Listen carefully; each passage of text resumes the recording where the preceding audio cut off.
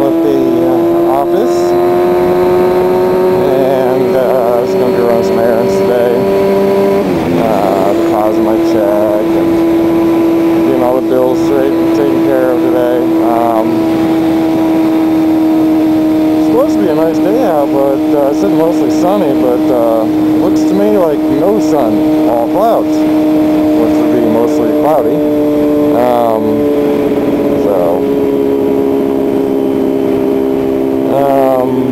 I was going to do a bit of interstate riding, so that's where I'm heading. I'm not sure how windy it'll be, so it's also going to be interstate test as far as if you can hear me or whatever. So, worth a try. I just got to get there.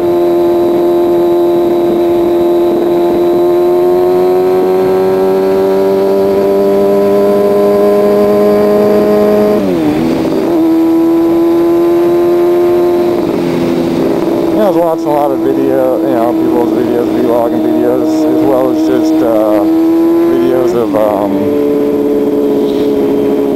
people strapping their cameras to the bike, mounted on the bike in a specific way. And it's like I'm pretty lucky with the roads. The roads here are very smooth, and very rarely is there a road that's shitty. But that's got, I'm very lucky to have smooth roads mostly everywhere I go. Even in the middle of nowhere, in the back roads, they're nice and smooth. Pretty much maintained pretty nice and clean. Every once in a while you get some roadkill sitting there on the country roads or whatever. But I'm happy with that. I'm from New York, so with the snow and the plowing, that creates potholes everywhere. But I couldn't stand worrying about hitting potholes all the time. So our roads are real nice, especially when our group rides are real nice.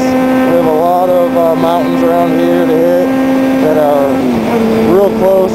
They're not too far away. We got one that's not a great mountain, but it has a couple good times. Nothing crazy. But we usually hit up Tennessee. We are about 20 minutes away from Tennessee, and there's a few roads getting to there that are nice. And if you notice, our roads are real nice. There's these patches, and you really can't feel them. They're real nice.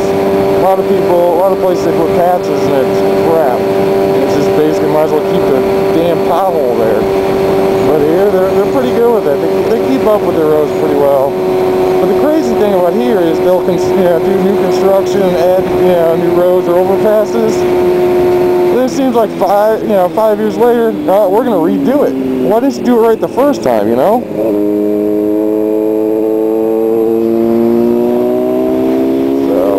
Interstate riding here. Also to talk about interstate riding, and if it turns out, that'd be nice. On interstate riding, you want to be observant with everything, your surroundings. Other vehicles, from merging to just, shooting over. If you're going to pass a vehicle, be careful about it, because you never know. They're not going to look. They don't look when they change lanes. Especially here, they don't use turn signals. Hell, they don't even know how to spell turn signals here, let alone use them. So, be very careful. Wind gusts, it may not be windy out, but when you get in the interstate, because most of the time it's open, so it might be a little breezy, but then when you get on the interstate, it goes from breezy to windy. And that's just because it's more of an open area.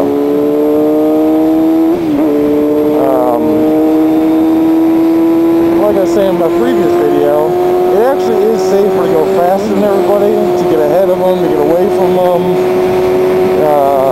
Don't try to stay out of their blind spots. You know where your blind spots are on vehicles because, well, most time everybody doesn't just drive a bike. If they've driven a car or they have a car they drive, so you know where your blind spots are. So with that fact, think you're driving a car and can you see them if they're looking? Most of the time they don't. Also be careful of 18-wheelers. They've got a lot of blind spots.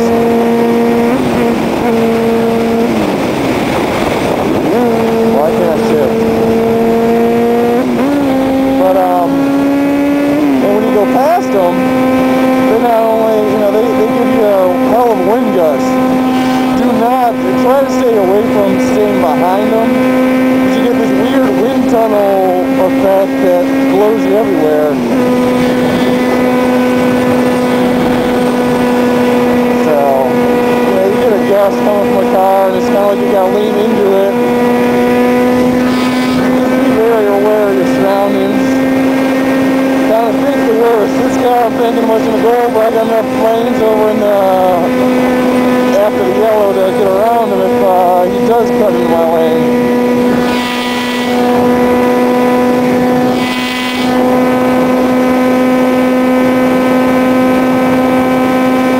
Use your turn signals and do whatever you can for them to see you. And with me, I would love the lane split like right now, go through it, but I can't, so I'm just gonna go around them.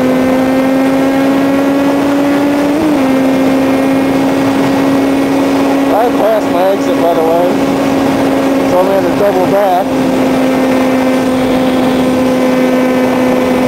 I forgot, totally was just forgetting where I was going, where I was planning on going, so I say. So I gotta get off, turn around, and get back on, I guess.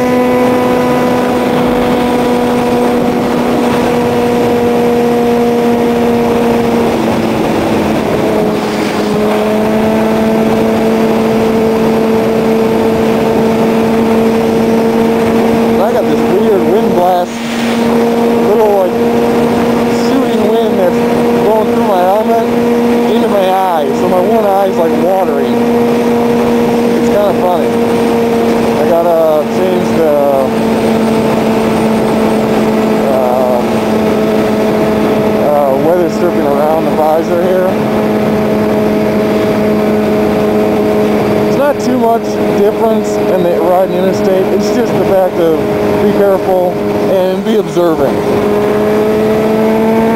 And if you're like me, don't drive the speed limit. Well, that's a given for me.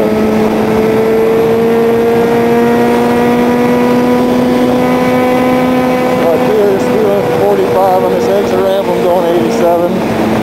I mean, that's pretty close for me. I mean, that's, I don't know. It's a multiple, I guess. You can multiply by 2. No, I'm just kidding. No, whatever. Anyway. Also, when it's wet, obviously, the ramps are a little more slick than the actual interstate. So, merging traffic, be careful. On this road, a lot of people just cut right over, and they don't even look. I'm still trying to decide if I want to go interstate, back, or not, even though it's just real quick.